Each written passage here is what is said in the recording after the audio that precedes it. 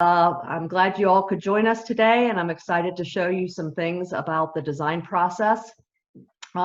It's very important, the process that we go through at Schloegel Design Remodel, and that is that we are not just a remodeling company, we are a design remodel firm. And what that means to you is that we spend the time up front to create what you're looking for in your home. And to be very unique with some of the details that truly speak to you and your home and your style. We have many designers at the company with a vast knowledge of materials and applications. We all know that there's a million things on the internet, and it can be very overwhelming to look at all those materials. So one of the things we do try to do is make sure that we're talking about the application of those products, the quality of those products, in terms of functionality, in terms of maintenance, things like that. As we all know, we've bought that cool looking thing on the internet that really doesn't perform quite like it looks on the internet. So what we do is we start with, some inspiration from you and seeing what your lifestyle is like, and what you're actually wanting. So the time that we spend in design allows you to really think through your decisions. A lot of people have a lot of ideas, sometimes too many ideas, and we want to focus on some things today that you can make the wow in your project. So when we are in the design process, I like to say to my clients, I am your designer, but I'm somewhat your banker. Because if you show me something from Houzz or Pinterest, we can find it, but we can maybe possibly find it a little less expensive, so that we can keep you apprised of how things are affecting the budget as we move forward. So the time spent in design, which can often be, depending on the size of the project, 4 to 8 weeks, really helps the project move along quickly too. So when all of those decisions are made, you can kind of sit back and say, I'm comfortable, I know what everything's going to look like, and then we can get in and get out. So it shortens that process in that way too. Donna, I am going to interrupt you really quick. I don't think I mentioned this, but as all of you have questions, please feel free to use the question and answer functionality on here, and I will do my best to get them to Donna so they're relevant as to what she's speaking of. So sorry to have forgot that at the beginning. Fine. Okay, so what is wow? What is wow in design? If you've been on the internet or go through magazines, there's always one focal point, I feel, that you can walk into any space, be it a bathroom, an addition, a kitchen, and your focus goes to that, and you go, wow, that's really cool.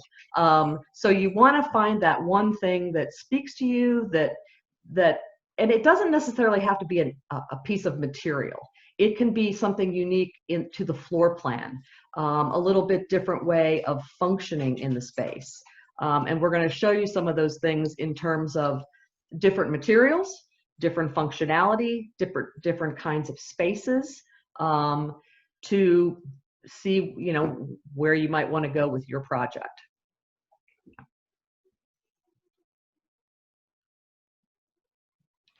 So what we're going to be talking about is how you can make that wow with both paint and paper. Wallpaper is back. It is coming back fast, and there are some incredible things out there. Stone, wood, and tile are all elements that when you start putting together a look, you want to make sure that there's a balance. You want to have a balance between those materials that work together and those materials which are opposing each other. Cabinets can be the wow. Countertops, there's amazing things out there in the quartz material, which is your man-made countertop material. There are still stunningly gorgeous stone materials available. And then also in terms of the embellishment, I call it the jewelry, hardware, lighting.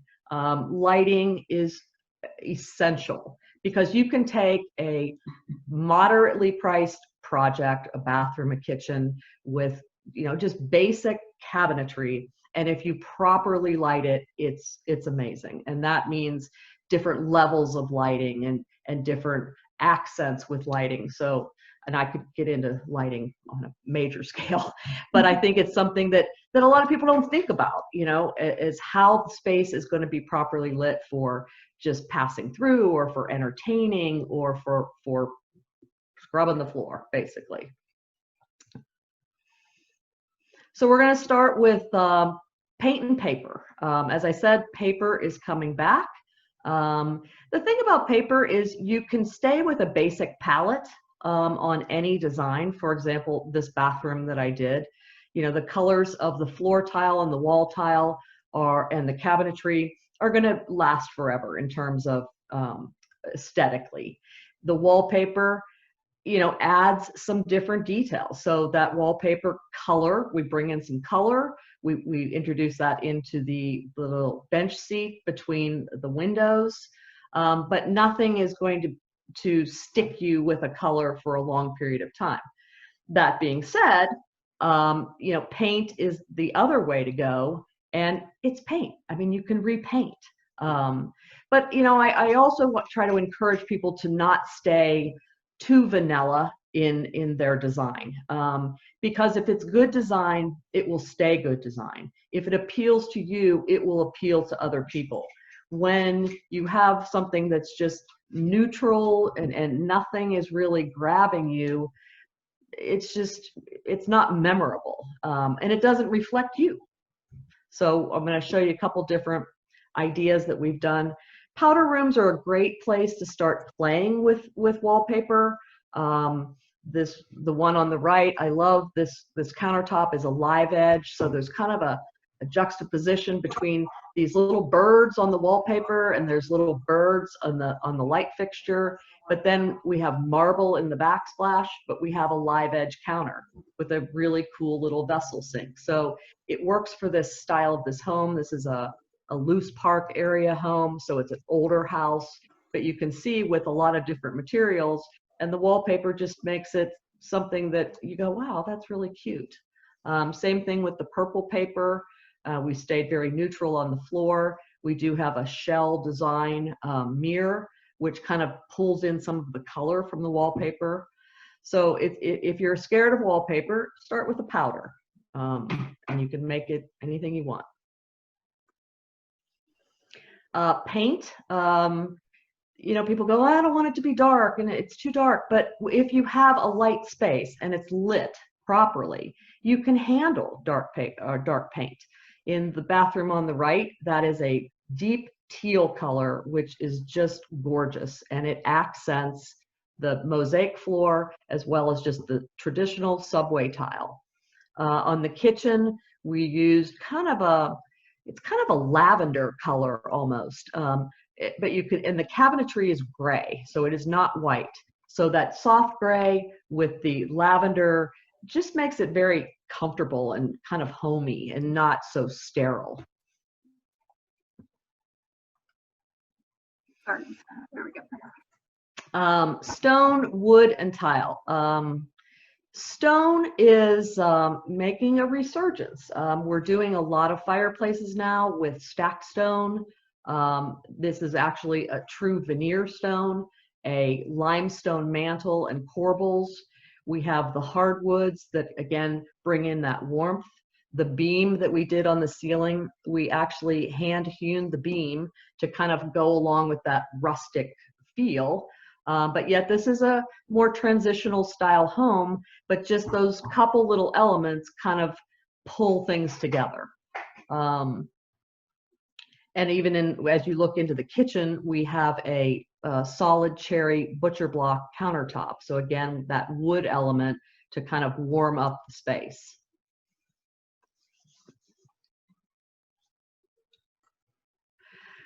Tile, I love tile. Tile is the best. You can do so many different things and create so many different looks. In this bathroom, we had this is a Kohler sink that has gold and silver leaf, I guess, to the design. But in addition to that, we found a basket weave tile that is a mix of glass, stone, and abalone, which is a stone. And that, so it picks up the golds, it picks up the silvers. And what we did with that tile is we created a frame to the mirrors. So the whole wall is tile, and then there's a bullnose piece that goes around the mirror, and the mirror is set in. So you don't have to have a framed mirror, you've created a frame with the tile. And you've also enhanced the bling of this bathroom with the grout is actually called glitter grout. Our tile guys hate it, but it's a cool look because it has a little bit of sparkle to it. It's a little bit clear, so you don't get that solid color of grout.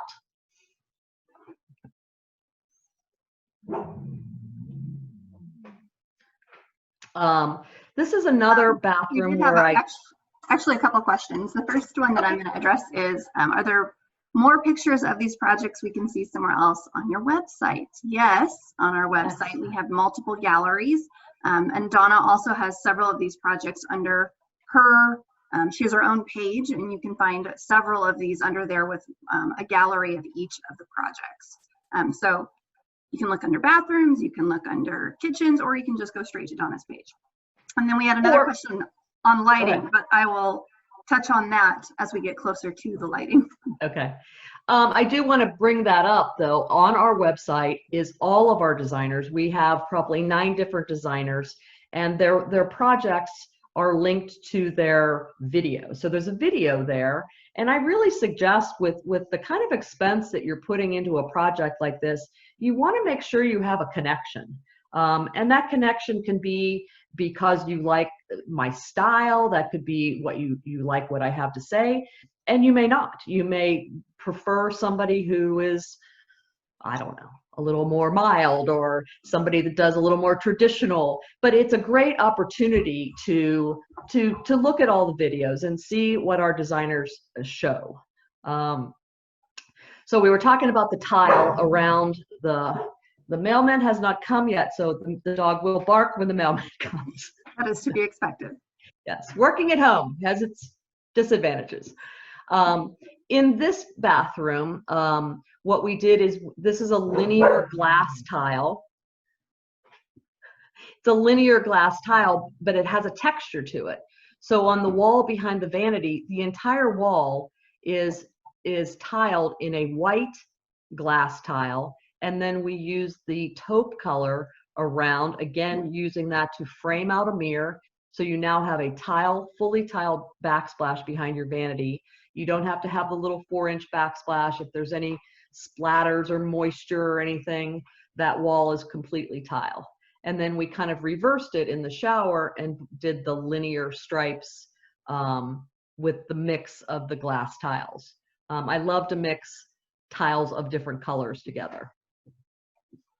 Yeah, that's really cool. A couple more opportunities for tile is, in a more contemporary sense, we did a fireplace where we took a larger format tile, and larger format tiles are typically a porcelain. Porcelain versus ceramic is that a porcelain tile in a 12 by 24 is what's called rectified, and rectified means that it is very true. That's why they make fine china and what are those little figurines and stuff out of porcelain, because they won't shrink. So when you put a tile like this on a fireplace, on a floor, on a wall, you can maintain a very tight grout line, minimal grout. So you have a more continuous look, which kind of adds to the contemporary feel. We're seeing a lot more on the hood tile on the left. We're seeing a lot more of a look of tile that's like a concrete. So it almost looks like it's printed concrete, and then it's kind of worn or rubbed through. So in this, detail behind the hood, we took a larger pattern and we created a frame behind there, which just added a little bit more color. It's hard to tell, but the hood in this kitchen was kind of a turquoise blue, like a soft muted turquoise with a brown glaze. So the tile underneath, accented that beautifully. and the countertop actually has a blue kind of stone look to it. So it kind of took what could be a stark kitchen with a lot of white cabinetry and toned it down. So we also have the blue on the island, and there's that wood countertop I was talking about. So again, softening elements. So, you know, be it the countertop in the middle with the big curved wood top, there's your wow. You know, the detail behind the hood area, when you come in, your eye is drawn to that.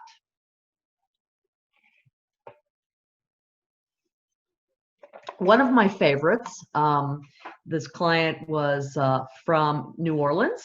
So she kind of really gravitated towards the kind of fleur-de-lis tile.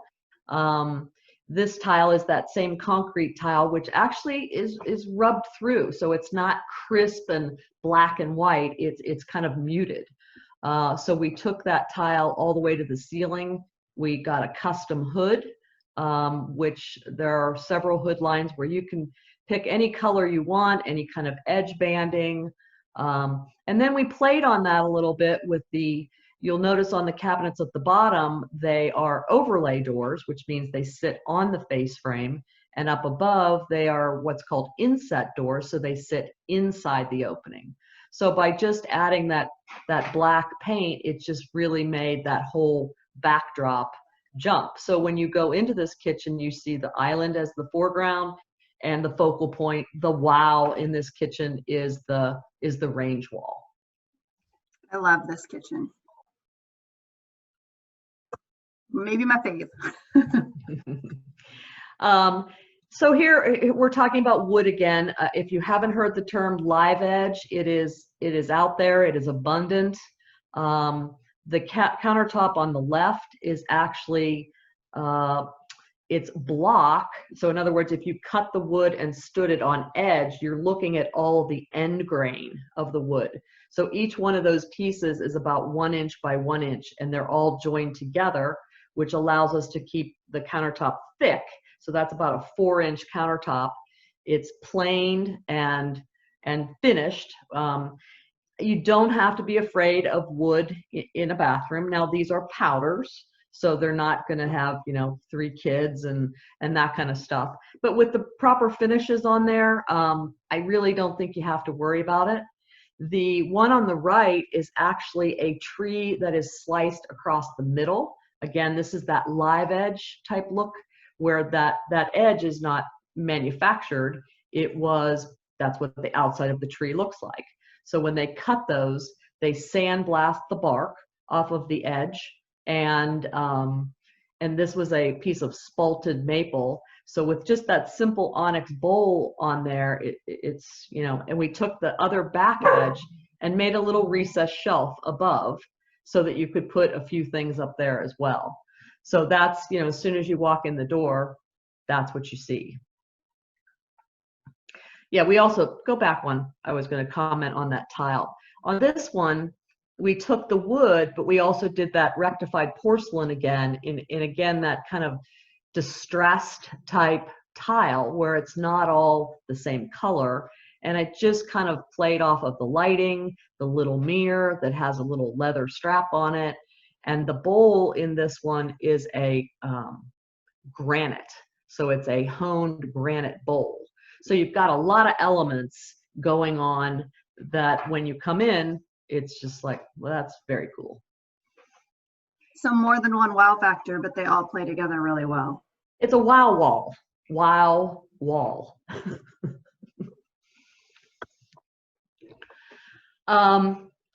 This is a way you can play with cabinetry as being the wow factor. Don't be afraid of color. Again, I know that the white kitchens are very popular. What we did in the kitchen on the left is we took a soft gray on the upper cabinets and we went more of a charcoal gray, which has a brown undertone to it. So it's not contemporary gray. It's a little softer. We did a linear travertine that is like a stack stone, but not in the traditional sense. It does have some undulation to it, but not like you would see like on a fireplace. We did a floating shelf over the sink. with some LED lights inside of that in that matching finish. So again, it's a statement when you look at that one wall. And there's plenty of cabinetry elsewhere. There's a little secret walk-in closet pantry. Let him out. Can you let him out? Sorry. The one on the right, I had a client who this was a blast for me. She collected Polish pottery, so a lot of the blues and the colors in there. So we created a pantry for her that was not just your builder type pantry. It's open. It doesn't have a door. So when you go in there, it had a walnut wood countertop, butcher block countertop, the open cabinetry up above. She accented that with some baskets. She does all of her baking in there. She does have food storage in there. There's a wine refrigerator, the mixer. So we just kind of, you know, instead of it being hidden, we made it open, added a little crystal chandelier, and the beadboard on the outside just really played nicely with the Polish pottery. So it was a very unique project. One of my favorites. This is also the live edge wood. The actual slab that we used for this peninsula bar, we cut the end off and we laid it up over top of the hood. We fabricated a custom stainless steel facade, put the wood on top, and you can see the actual knot or cutout of the wood where there was a limb, and we utilized that you can see the stainless through it. So this piece was actually the end of this slab. So again, they sandblasted. This is a walnut out of California called Claro walnut. Claro walnut is unique trees that do not even exist anymore. So these wood hunters all over the country know where these trees live. And if something should happen to them, a storm, they don't cut them down. If there was a storm, if there's a bug infestation, they've already purchased them from the owner of the property, and they just have to wait until it's the appropriate time. So we're not harvesting wood inappropriately. So I guess it's kind of green. Yeah, green. We had a question. Oh, go ahead. Yeah, go ahead. Well, it was on the last kitchen, so I'll let you talk about this one. Finish this one. Well, these cabinets, these are very unique cabinets. This is actually a veneered wood cabinetry, and it's called spalted maple. Now, if you look at spalted maple in the real world as a piece of wood, what they do with this, it's called reconstituting. So they bleach the wood, and you see the grain pattern, and then they reprint it so that now you have a solid color background and you have the grain being enhanced. The beauty of reconstituting is if you look at the drawer stacks down below, you can make all the grain line up, which is called a vertical grain match. You can do a horizontal grain match as well, but if you screw up a cabinet, something happens to it, you're kind of in trouble doing a horizontal match. So again, it's a pretty unique kitchen. Okay, so question. The question was simply, they have no children in the last house, but I don't think that's true. I think they had grown children, right? Their children were early college. The pottery one? Yeah. Yeah, I can see that question of my children probably would have broken a few plates by now. Yeah, maybe you can put those little hooks that like anchor it to the wall, glue them. There you go. All right. Yeah, this kitchen is so cool. The photos don't even quite do it justice. We had the privilege of going into the space for a little event after you finished it, and it's kind of it's just it all goes so well together, and it's such a beautiful space. Yeah, we vaulted the ceiling and did 3 vaults up inside the ceiling that have LED lighting that runs along the top, so it lights the volume of that space. This sits on a golf course, so in the daytime you have a beautiful view of the golf course.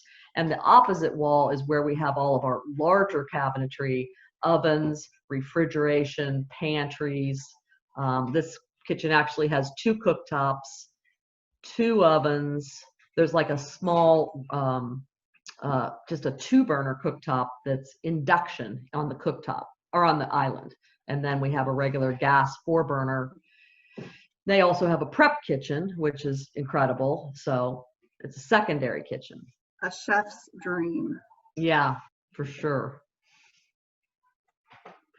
Countertops, we mentioned a little bit in the early part of this, is that countertops there's just so much out there.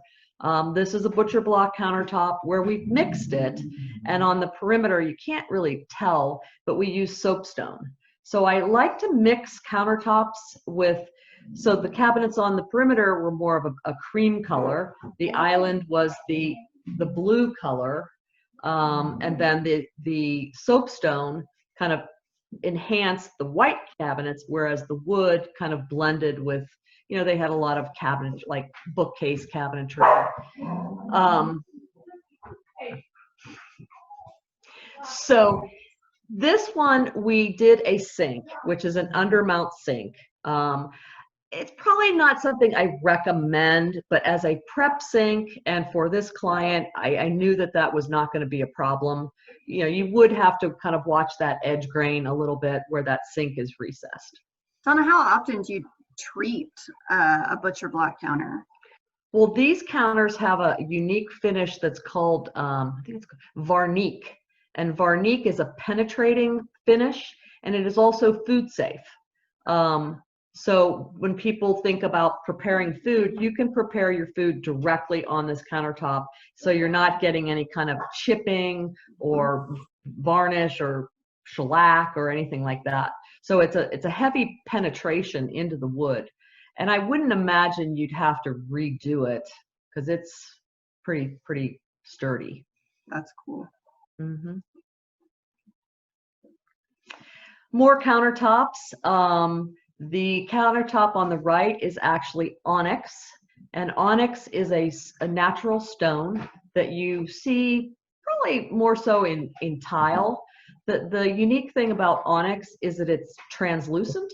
So in this application, we did under cabinet lighting inside the cabinetry that shines up through the countertop, which is very dramatic. This is a bar, so that's, you know, a very cool space, and in that case, that is wow. The office on the left was previously a sauna, I think, at one time. They had closed in the skylight, and, you know, very appropriate for now, they were looking for an office space at home. So we did the same thing with the reconstituted cabinetry. This is actually called ebony, and the cabinetry that's on the back wall is built to look like a furniture piece, and it has separate legs. It is mounted to the wall, but if you were to ever want to move it, you could. So the countertop on this is kind of like, it has silver and gold stone, so it's kind of like a riverbed. Mailman.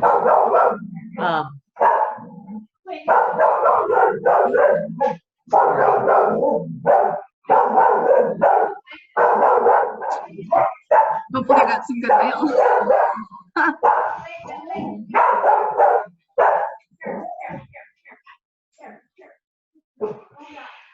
So the riverbed, it looks like a flow of stones. And so you have gold stones and black stones and gold stones. So it makes it very unique as far as the flow. So you're going to find a lot of these quartz countertops that have these large movements in it. And people get a little hesitant about that, but you can see the impact that it has in this space. And then that previous kitchen, it also had a very large movement, the gray and with the lighter cabinets on top. So countertops are very fun. I mean, you could just be very plain and have the countertops just say it all. Lighting, function, and entertainment. So a space can be wow because of what you do. In this case, it was an area over a 2-car garage that was, it was just a large space. So what we did, which very unique, is a reef tank. A reef tank is a saltwater tank that you have all of your corals and you have all of your tropical looking fish in there. I learned a lot about a reef tank. So that reef tank is actually suspended out over top of the bar, and the cabinetry you can lift up above to service the tank. There's a whole room behind it which features reverse osmosis and water purification, things like that. So, but you take a room like this and you've got your beverage center, you've got your wine cooler, you've got all your liquor rollouts, there's stemware behind all of there. So you have a great entertainment space and something to look at while you're in there. I work a lot with lighting, lighting fixtures, but also indirect lighting. So I was saying earlier that you want lighting in different layers. You want to come in and have some perimeter lighting. You'll notice in the alcove on the dining room, there are lamps, but there are also what are called gimbal fixtures, which focus and direct their light directly onto the painting. Then you have a chandelier piece in the middle so that you can have different things at different times and everything dims. The piece on the right is very unique. It doesn't look as big as it is, but it's very abstract and it's probably about 5 foot by 3 foot. So it's not like a square, it's not a circle. It's just very unique to that space. I'll comment on the tile on this one also. This again is that rectified porcelain with a pattern.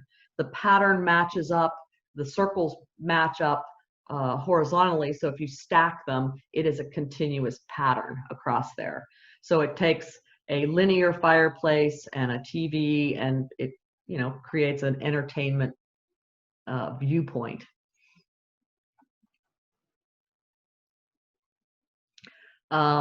Again, you'll see this is the Polish pottery. So I have little gimbal lights that focus down on each wall of the plates. I have some general lighting over the island. I have a chandelier over the raised table. And you'll notice that the blue of the island and the walnut of the raised table is the same that you see in the pantry. This kitchen vaults in this area, so this chandelier, it is a, what do they call it, mercury glass. It looks kind of like distressed mirror, so it shoots off like a lot of different light textures onto the ceiling. It's pretty cool stuff. Of course, we always do under cabinet lighting, which is all now 3000 Kelvin, which is, incandescent, as close to incandescent as what we're comfortable with. I mean, you can get whiter light, but I think most people still prefer that warmer light.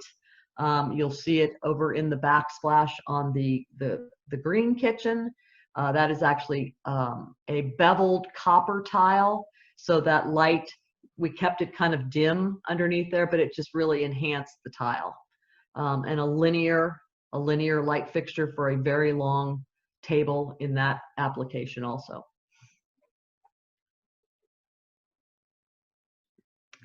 More lighting. This is on the right is a stairwell, and this is a company called Huberton, something like that. They'll do custom lighting. So all of those rods that are on there are mounted to a plate, either a square plate, a round plate. So when you install a piece like this, it doesn't come with all the pieces hanging on it. So you have to decide from all different perspectives where you want each one of those pieces to be hung, which was a little challenging to kind of try to visualize it from all different places that you would see it. But it's stunning because that glass is like a blown bubble glass. So there's 2 panels, and in between the panels are LEDs that just kind of shine through that bubbled glass. I love the glass chandelier, the baubles. They always look like little pears. You'll see a lot of this. Originally, these fixtures just came out of New York. This was maybe 10 years ago. Very, very expensive. You can now find these very reasonably priced. They're not Swarovski crystal, but you know they do the trick. So there's a lot of lighting in there, and it's very elegant. So the question we had earlier is, Donna, you've mentioned lighting on several occasions. How do you gauge proper lighting in a room, and what is good lighting?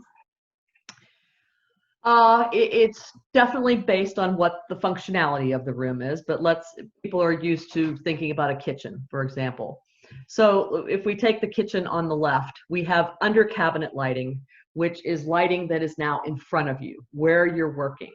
I see many, many, many kitchens where the can lighting is way out in the room, so the lighting is hitting you from behind, so you're shadowing your own workspace. So if you have the under cabinet lighting, that is more of your task lighting. You'll notice the placement of the can lights that I put up above. Those are set right at the edge of the countertop. So that light is now washing down the cabinetry. When you open the doors, you can now see inside. It's again giving you another layer of light on the counter, but it's also throwing some light onto the floor and also helping you access your base cabinetry. So because that light is right on that edge, when you open that silverware drawer or the drawer down below, that light is flooding onto that. So layering the lighting is important. And then in this kitchen up above with the glass doors, those are all lit as well for aesthetics. You know, she had some different things she put up there, but we also did like a reeded glass, so it's not clear glass, which is kind of nice because not everybody wants to put some little vase or something in each one. So you can put things that you like, but you don't see them, you know, but you see that lighted up space, and it just, you know, raises the ceiling, and it just, you know, makes your eye move to the top. So I like to make sure we have all types of layered lights on different switches, on different dimmable, and there's all the ones you can do now. You can even buy a small switch where you can set scenes. You know, you can do away and home and clean and entertain, and so those are fun. We're getting much more into the smart lighting where everything is automated and you come in and you decide what your scenes are, which is fun. A whole different world. Mm-hmm.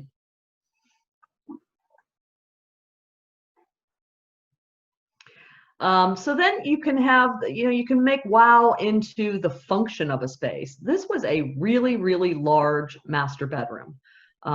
It was too large, and they had more of the traditional closet. So with this, I call these a boutique closet because you have a little sitting area right there to sit down, put your shoes on. You've got some doors down below for maybe some extra blanket space. You have a really cool island. The sconces and the chandelier match. So as you're entering into the closet space, it's open. It's, you know, it's bright and airy. She has a little makeup table behind the island and a little mirrored cabinet. So, you know, yes, I think it takes a little extra care to keep it organized, but if everything is designed ahead of time for what you're going to put there, you know, her side, his side, you know, activewear and golf shirts and suits, and you can keep things really orderly and it doesn't look busy. So I like to do these fancier closets.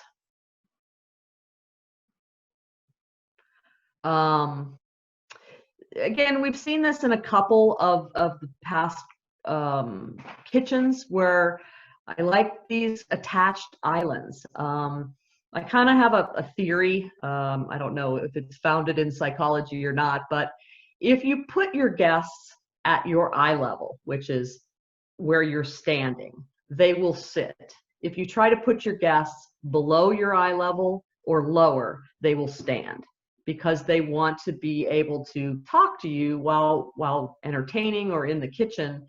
And so I love these raised tables because you can just kind of like in a bar environment where you could just kind of sit on the edge. You could have a place for your, you know, your snacks or things like that.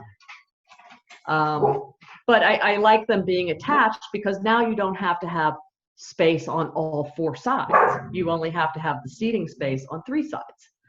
And it keeps you attached to the cooking area as well. Yeah, I like it that you're not constantly moving it either. I mean, it's Right. It's always centered. It's, yeah, Right. I think that's The light fixture, it doesn't have to move. right. From a functionality standpoint at home, that would be nice. This is I don't know if it's new, but that you don't get the opportunity to do this very often. This is called a wet room. I love this concept. What we did is we put both the shower and the tub behind these 2 knee walls with frosted glass, so there's some privacy in there. There is no door. There's multiple shower heads in there. The shower pan is flush with the main floor. So if you think about aging in place, this would be very easy to roll in or use a walker or a seated shower in some way. You've got the handheld, you've got the grab bars. And the tub, you know, utilizing this space for the tub as well, you know, you don't have to worry, let's say the grandkids get in there and it's because it's a whirlpool bath and they're splashing around, it's not a problem. So we added kind of like a mural over the tub, which is all frosted glass tile. The floor is an elongated flattened stone. So it allows that shower base to contour, to drain properly. And then those colors are matching again, as well as the countertop colors. You know, even to the extent of the frosted glass kind of gives you that green feel. So it's beautiful. There's a TV, you can sit in the tub and watch the TV, which is over here. And there's a separate makeup area. You know, this is something I bring up a lot is everybody wants the double bowl vanity. And I say to people, when do you stand at the sink and use the sink exactly at the same time? If you have a grooming area and you have a sink area, you know, she could be over here doing makeup and hair, or he could be drying his hair, you know, so you don't always have to have that traditional double bowl sink. Even if you had one sink and a countertop area, you can just trade and say, I need to brush my teeth now. So it's just the thought. But I think we've seen it for so long, but there's other ways to think about it. It's very zen. It is. Spa. Yeah, it is. Entertaining. I think, you know, the COVID has taught us a few things about our home, and that is that we need more entertainment space. I've probably gotten 3 phone calls this week about outdoor space. This gives you the opportunity to have a covered patio area. In this project, we created I think it was a Italian, Tuscan villa kind of feel. So up underneath there's multiple layers of wood. You see the shake shingle through there. We've added the copper guttering. So it's a pergola. We have outdoor lighting. This is a whole entertainment space. We converted the back of the house to being all glass, a wall of glass. Right where you come out onto that patio space is a 12-foot sliding door, which means that the center 2 panels, which are 3 feet each, open to create a 6-foot opening. So if you are in milder temperatures, if you were entertaining, you could kind of have a back and forth between inside and outside. Again, with it being covered, you know, lends itself to rain or things like that.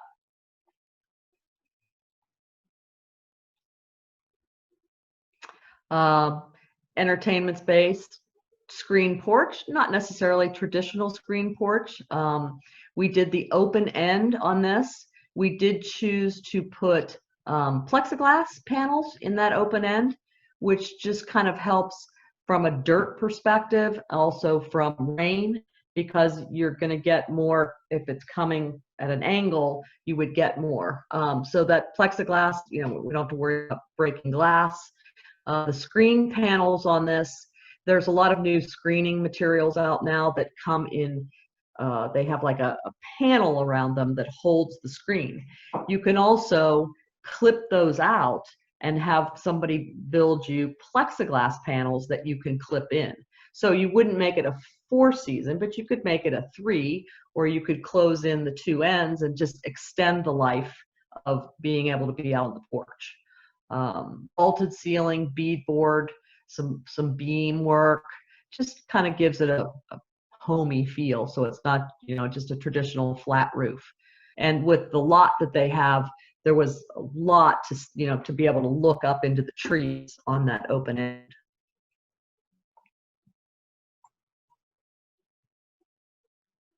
All right.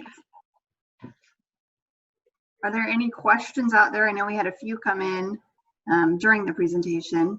Wanted to give you all a moment to ask any other questions you have for Donna.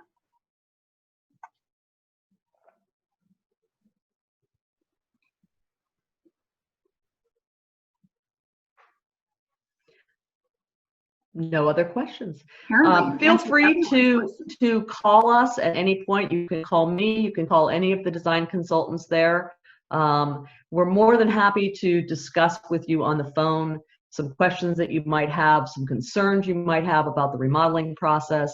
I personally would much rather talk to you a little bit and guide you and advise you as to the steps you need to take than have you get into trouble with, you know, going off and not, you know, hiring somebody that you haven't really vetted or thought through the process with. And it is a long process. We spend a lot of time together, so you need to make sure that there's a connection.